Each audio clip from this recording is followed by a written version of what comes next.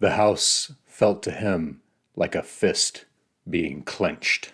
No one will have failed to observe that frequently the floor bends in such a way that one part rises at a right angle to the plane formed by the floor, and then the following section arranges itself parallel to the flatness, so as to provide a step to a new perpendicular, a process which is repeated in a spiral or in a broken line to highly variable elevations. Hopscotch is played with a pebble that you move with the tip of your toe. The things you need: a sidewalk, a pebble, a toe, and a pretty chalk drawing, preferably in colors.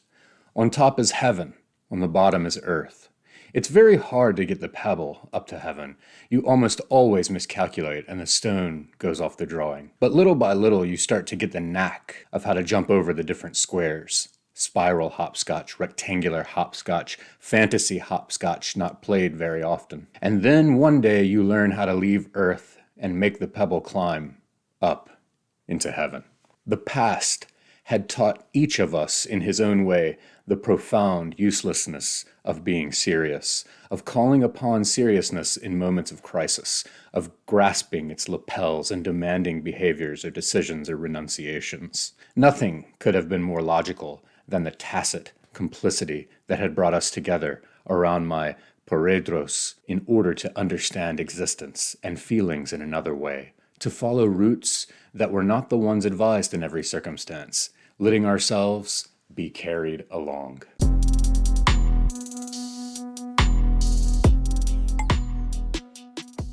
Hey everybody, thank you for watching Leaf by Leaf. Today we're going to be talking about some of the work of Julio Cortázar. Specifically, we're talking about his 1959 short story, Letters from Mom, which is coming out in a beautiful little edition from Sublunary. We're going to be talking about his hilarious short story collection, Cronopios and Famas. We're going to be talking about his most experimental work, 62, A Model Kit, and his most well-known, popular, and in my opinion, best work, Hopscotch, or Rayuela, Julio Cortázar. So let's start with this little, actually, you know what?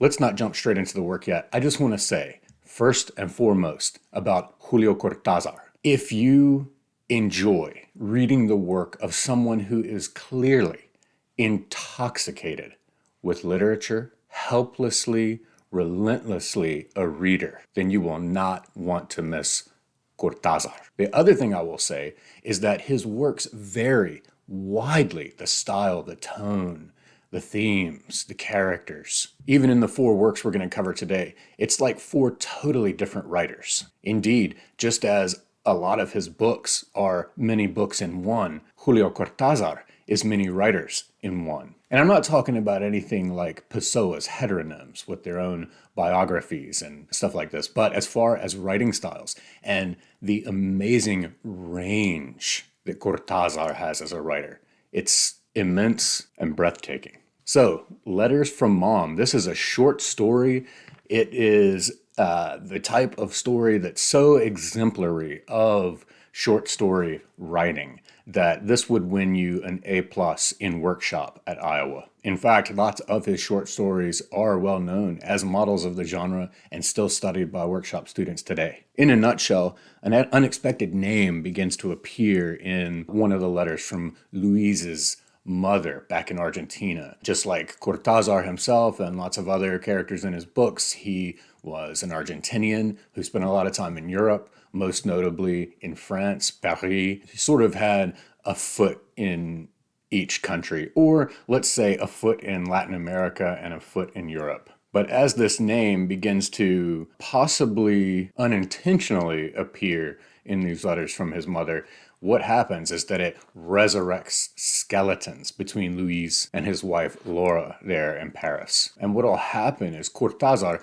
puts the reader in a position where you start to wonder, okay, is this just the slippage of old age on the part of Luis's mother, or is a ghost of the past slowly progressing towards Europe, towards Laura and Luis? He beautifully puts us right in the middle of this sort of almost like a metaphysical love story, something sort of like what you get with Heathcliff toward the end of Wuthering Heights, but not quite on that scale. Nonetheless, we're thrust into the middle of things such that we're a little bewildered as to why these letters and certain things will cause such consternation. This is where Cortázar, the studied, controlled, mature, mainstream writer, shines forth, because he perfectly unveils these things that have captured our attention at the beginning such that we have to read to the end.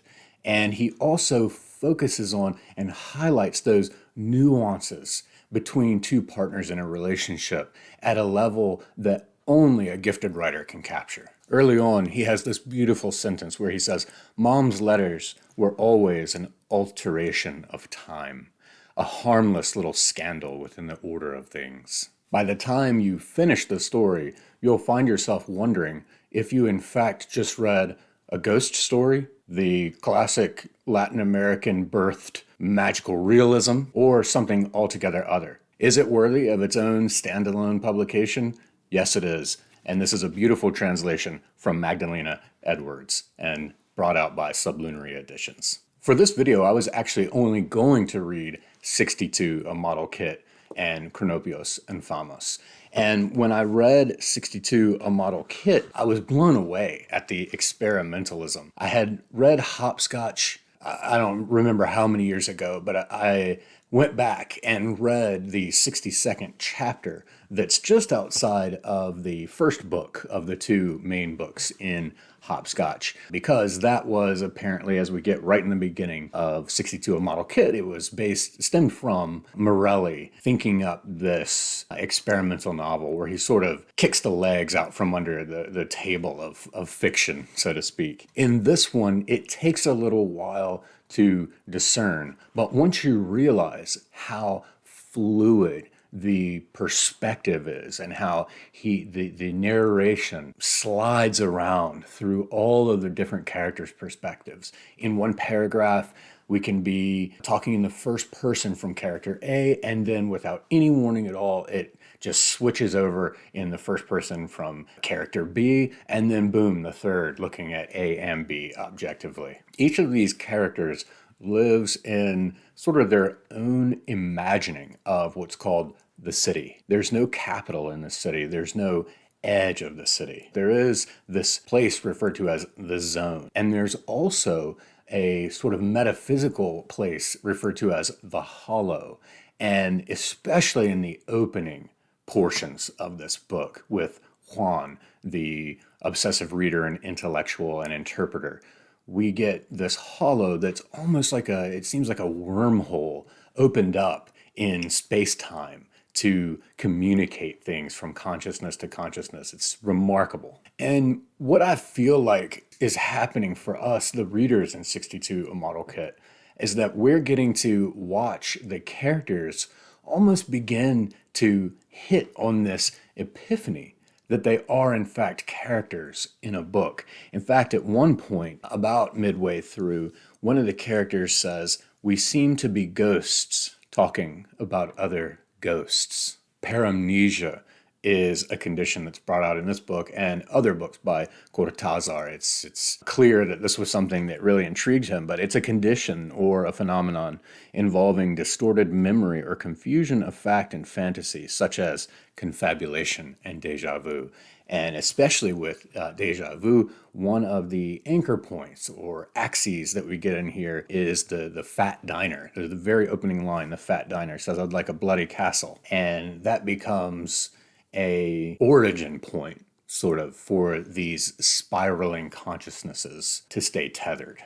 Time, memory, thought, mirroring, imagination, in-betweenness is very important to Cortázar in this book. There are these character pairs such as Juan, the translator, and Tell, his Danish partner. And then there's Kalak and Polanco. Kalak is a writer. There's Marast and Nicole. Marast is looking for this cloth, this special stone. He's a sculptor, and he's a French tutor to another character, Austin, the lutenist. And then there's this character who gets sort of the closing shot, feuille morte. And feuille morte is, it means dead leaves, or it's usually used as a color. Feuille morte is, look, that ruddy color of dying leaves.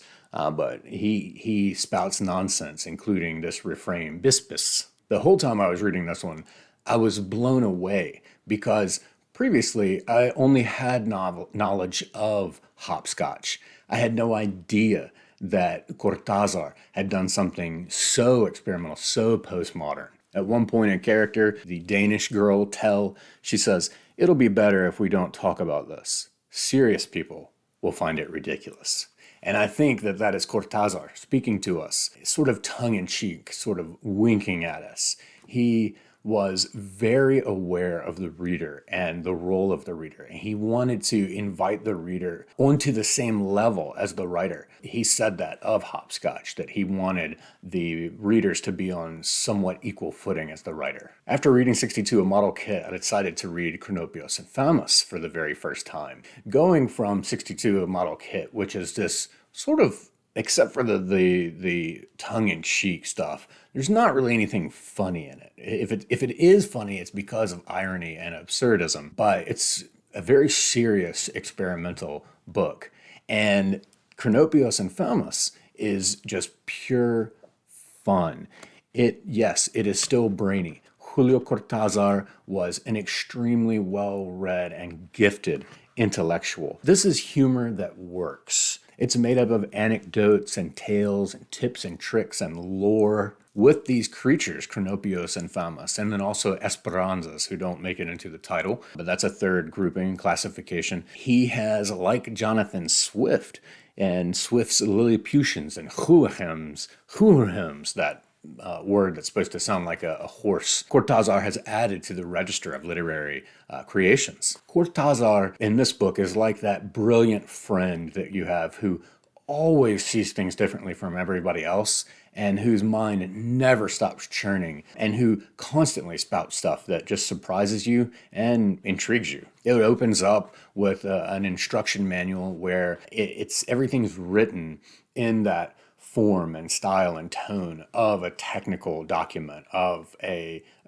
instruction manual, but the focus of it is aimed on things that make it incongruous and thus ironic and hilarious. The next part is called Unusual Occupations, where the narrator starts to talk about his family and their antics. To me, is one of the most hilarious things I've ever read in literature, because of course he's just talking with this serious, matter-of-fact, nonchalant tone, but then there's the incongruity with what he's saying, such as it opens up with him talking about how their family decided to build a gallows right there in their yard. And all the neighbors start to show up and the police start to show up. And there are these games that they play as a family where they take a piece of hair from their head and tie a little knot in it, drop it into a drain, and then they think up this way that they're going to find that hair among all the other hairs. And it's just gross and hilarious and immature. But again, the way that it's written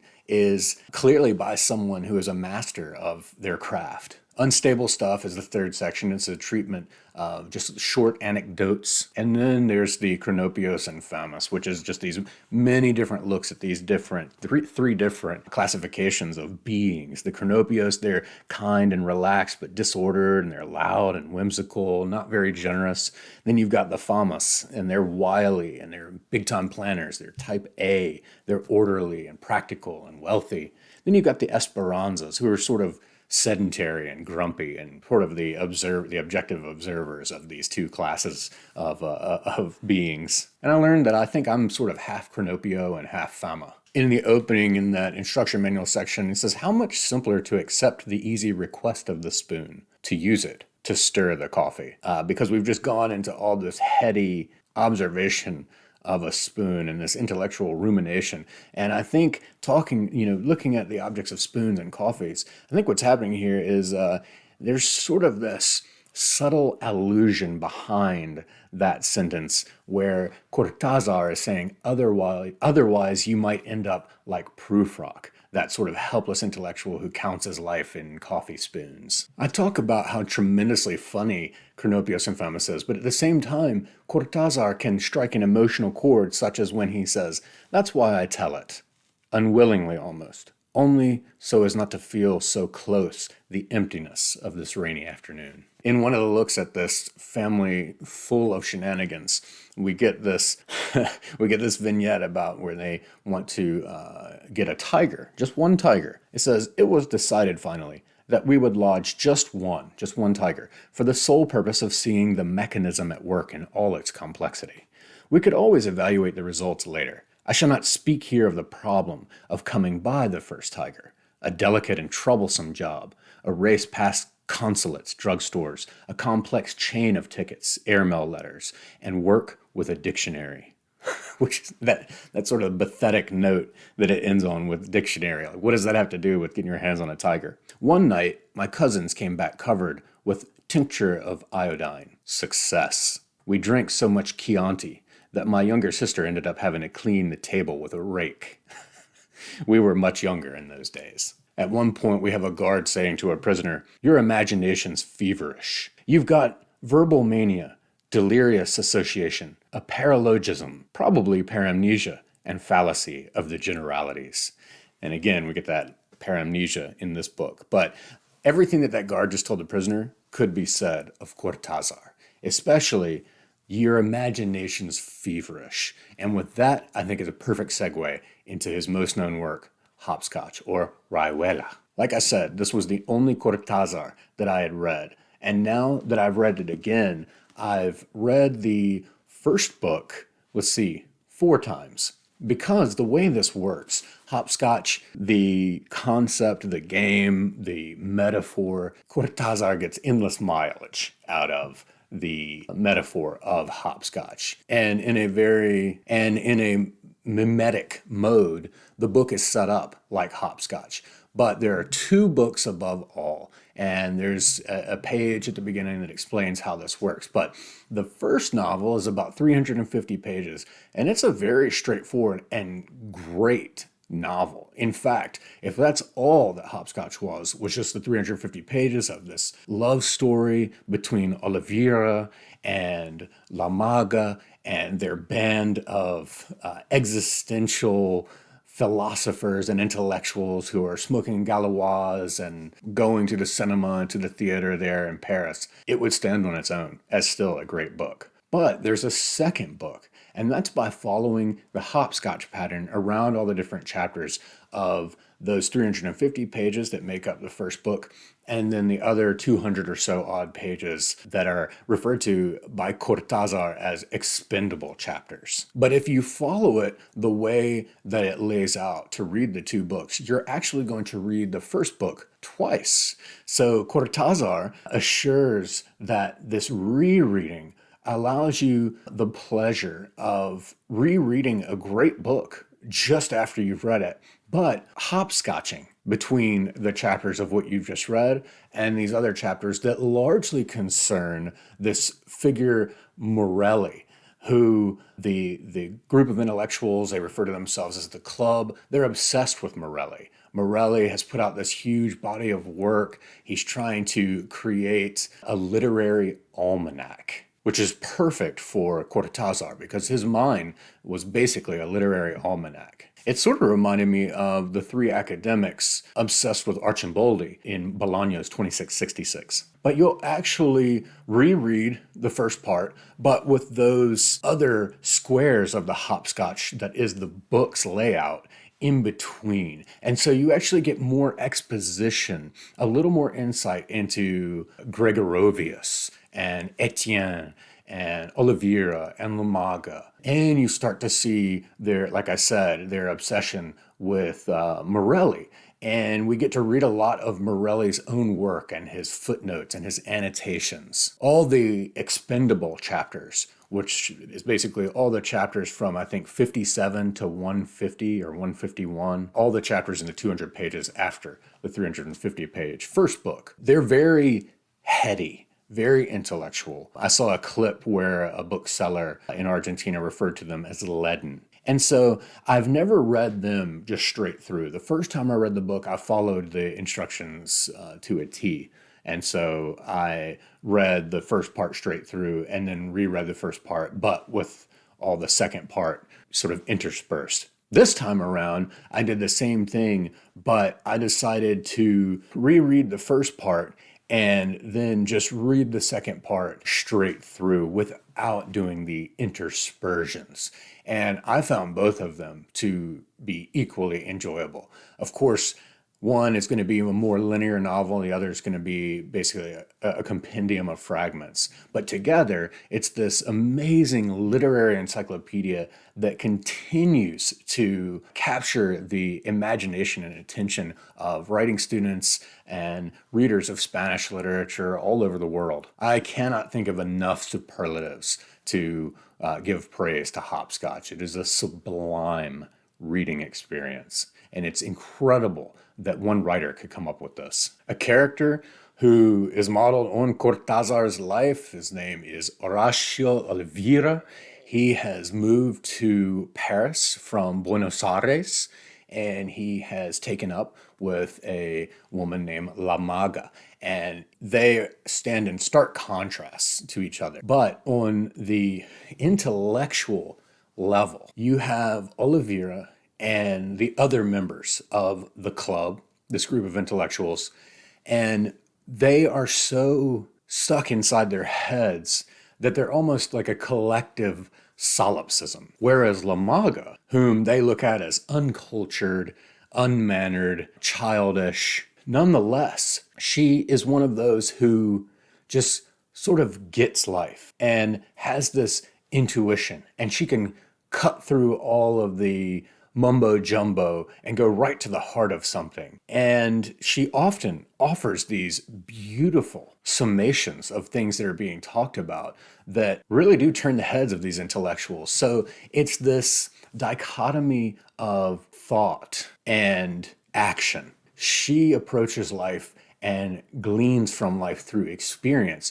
whereas the others are sort of stuck in this bubble. And I think for writers especially, this is a constant puzzle that we're trying to figure out, where we need to be alone and write these things, but at the same time, we need to be directly experiencing them. And so in the world of pedagogy, this would be that contrast between theory and praxis. Because of the nature of the book being rooted in the lives of these intellectuals and also their hero, Morelli, this book is packed with literary allusion and reference. I jotted down some of them. We've got Hart Crane, Wallace Stevens, Virginia Woolf, Balzac, Dickens, Proust, Alfred Yari, and pataphysics comes up. Shaler, the philosopher. You don't see Shaler in a lot of novels. Dante, Cervantes, Octavio Paz, Malcolm Lowry, Joyce, Cervantes, Goethe, Rilke, Shakespeare, Beckett, Musil, Robert Musil comes up a lot. Roberto Arlt comes up a lot. Durrell, Baudelaire, Lazama Lima comes up.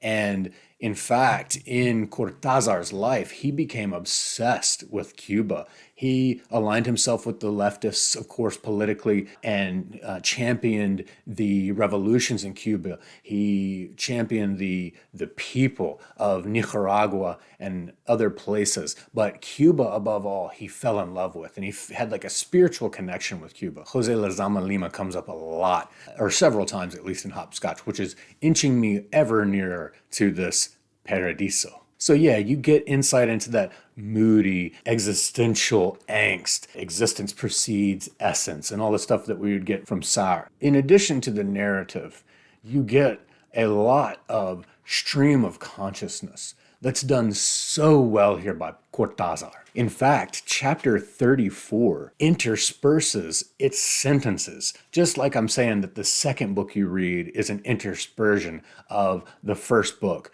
and the expendable chapters. In this one, we get one character with two streams of thought going at the same time. And I actually underlined all the, you could think of them, every other, the alternating sentences in one color ink, and then the other ones in another color ink. And we do this. I think that this mirrors how our mind can work sometimes, where we can be thinking somewhat of two things at the same time, or alternating. They're not superimposed, but we get this exposition on his uncle. And sort of some backstory into Oliveira'S life, with exposition on La Maga's reading. What set all this off as he opened a night table drawer and found some of the books that La Maga had been reading, and he's flipping through them. And of course, it's this isn't more of a condescending look at her reading habits and why she reads this garbage. But it just shows that the experimentalism, the innovation in literary approach here by Cortázar is on the macro level with the whole structure of the book itself, and on the micro level with a structuring of a single chapter. There are passages of wild rhythm and beauty in here that's modeled after jazz. Very deliberate. I mean, the characters are putting on jazz records and talking about different jazz musicians and so on, but Cortázar was a sort of minor jazz musician himself and loved jazz, and talked about how, for him, his literature, his writing had to have this sort of jazz rhythm, this swing to it. And if it didn't, he would toss it aside and start to write all over again. Oliveira is this very intense figure. And the intensity of his emotions and his thoughts and his longings for a sort of unified knowledge and universality is mirrored in the prose itself. There's a fever to this prose. That feverishness and that intensity is, on the one hand, played out through the highly contentious relationship between Oliveira and La Maga, and her ultimate disappearance, and Oliveira's longing to kick the pebble to heaven at the top of the hopscotch, as it were. Memory is very important in this novel, just as it is in 62, A Model Kit. What is memory if not the language of feeling? A dictionary of faces and days and smells which repeat themselves like the verbs and adjectives in a speech, sneaking in behind the thing itself, into the pure present, making us sad or teaching us vicariously until oneself, itself, becomes a vicar.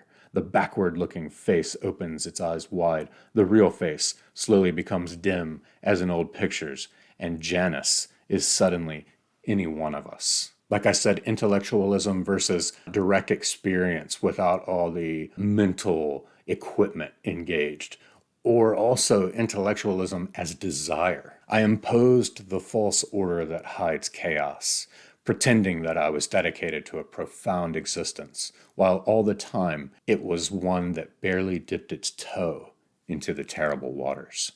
I describe and define and desire those rivers, but she, La Maga, swims in them. So you can see this is just beautiful writing, and the themes and the problems that Oliveira is battling with constantly mirror in his relationships to the members of the club, and chiefly La Maga. And he goes back and forth, beautifully interweaving and making connections. As you can imagine, these intellectuals in France in the 1950s, and with Cortázar's own political leanings, there's a strong current of nonconformism that's most explicit in one of the expendable chapters, chapter 74. This is a description of the nonconformists as seen by their intellectual hero, Morelli. To his friends, the fact that he finds his happiness in the trivial, in the puerile, in a piece of string or in a Stan Getz solo indicates a lamentable impoverishment. They do not know that he is also at the other extreme, the approach towards a summa that denies itself and goes threading off and hiding, or that the hunt has no end and that it will not even end with the man's death, because his death will not be a death as in the intermediate band, in frequencies that are picked up by ears that listen to Siegfried's funeral march. Even in a little over 500 pages, it seems that Cortázar is intent on capturing even beyond what Proust could in 3,200 pages. On page 7 of the book, it says, convinced that memory keeps everything, not just the Albertines. For Oliveira and his crew, it was always easier to think than to be. So almost thought preceding essence. In fact, he says that in my case, the ergo of the expression cogito ergo sum was no ergo or anything at all like it. He uses all of these different rhetorical tricks, such as a spoonerism, to come out with the name Audley Huxtus, and he pushes it beyond into a babbling language that delights in alliteration and internal rhyming and slant rhyming, riffing on encyclopedia and dictionary entries such as jazz comping and soloing. He and Lamaga even invent their own language called Giglish. And in the midst of all these feverish explosions of verbal soloing and literary allusion, we get Stein juxtaposed to T.S. Eliot in these two sentences. A is a rose is a rose is a rose. April is the cruelest month. And then suddenly we hear Beware of the Jabberwocky, my son, which of course would be a very apt poem to put beside all of this mental improvisation, verbal improvisation. We know right from the start that Lamaga has left and that he can't find Lamaga. And we get the exposition of this incendiary love story between the two of them, this fiery passion. But eventually we go with Oliveira from Paris to Buenos Aires, and the story of the novel proper, the first novel proper, ends there in Buenos Aires. We get this beautiful, beautiful, beautiful foreshadowing in this episode that could really come out of Cronopios and Famas with that insane narrator's insane family, whereby Oliveira is on one side of the street hanging out of the window with a plank out over the street below, and then across the street is his friend Traveler and Traveler's wife, and they're making Traveler's wife shimmy out on a plank out of their own window with a dresser on the other end of it on top of a bed to hold it in place. And she's all this just so he can get his hands on the yerba mate tea that he needs. And this foreshadows the way that the book ends. And it is a powerful ending. I kept thinking to myself, as I was reading it, how I would feel about that ending. I don't remember how I felt about it the first time, but I was wondering, is it going to hold up, or is it a disappointment? Is it anticlimactic because of the heights that the book reaches all throughout? And I'm completely convinced that this is the best possible ending, the note that we're left on, suspended in the air. In fact, suspended in the air above a hopscotch, a literal hopscotch and a figurative hopscotch down below. We get this great line that reminds me of the famous opening line of Anna Karenina. It says, "Happiness belongs to only one person, while misfortune seems to belong to everybody." Again, with Lamaga and her simplicity and her direct line to the sublime without even really knowing it, it sort of drives the intellectuals crazy. It says, Lamaga, who from childhood in Berzacco or in the suburbs of Montevideo would show the straight and narrow path to heaven without need of vendetta or zen or collected eschatologies. Yes, reach heaven with kicks, get there with the pebble. In the expendable chapters, we get insight into Pola, who is this ex-lover of Oliveira's, and it's someone that is sort of an unspoken name between Lamaga and Oliveira. In fact, it's sort of modeled on the triangle of Louise and Laura from Letters from Mom, and the name Nico that comes up, that sort of like sends ripples through the whole dynamics of the relationship. We get more insight into Pola and Oliveira's relationship. And this one exchange between the two of them is very telling of Oliveira's character. Everything falls apart when you take hold of it, even if you just look at it, Pola said. You're like some terrible acid. I'm afraid of you, Oliveira. You put too much stock in a few metaphors, Pola. It isn't just that you say it, it's the way you have. I don't know, like a funnel. Sometimes I think I'm going to slip out of your arms and fall into a well. It's worse than dreaming that you're falling in space. And indeed, we have to wonder, underneath all these layers upon layers upon layers of intellection and a lifetime worth of reading everything, is Oliveira just this hollow shell? In another of the expendable chapters, what a hammock of words, what purse-sized dialectics with pajama storms and living room cataclysms. The very fact that one asks oneself about the possible choice vitiates and muddies up what can be chosen. There are also these little aphorisms that are sprinkled in that are wonderful. Genius lies in choosing to be a genius and in being right. As if I didn't love the book enough already, I was reminded that there is an excerpt from Morning of the Magicians, which is a book I read years and years and years ago. I've got it in the original hardcover. If anybody has read Morning of the Magicians, please let me know and let me know what you thought, because I don't meet many people who have read that. It's a wonderful little weird book. And it also showed me just how much and how wide-ranging Cortázar's reading really goes. What a lot of people call loving consists of picking out a woman and marrying her. They pick her out. I swear, I've seen them. As if you could pick in love. As if it were not a lightning bolt that splits your bones and leaves you stacked out in the middle of the courtyard. And that is a beautiful, beautiful sentence to end on, because above all, what Hopscotch is a love story in many, many different forms.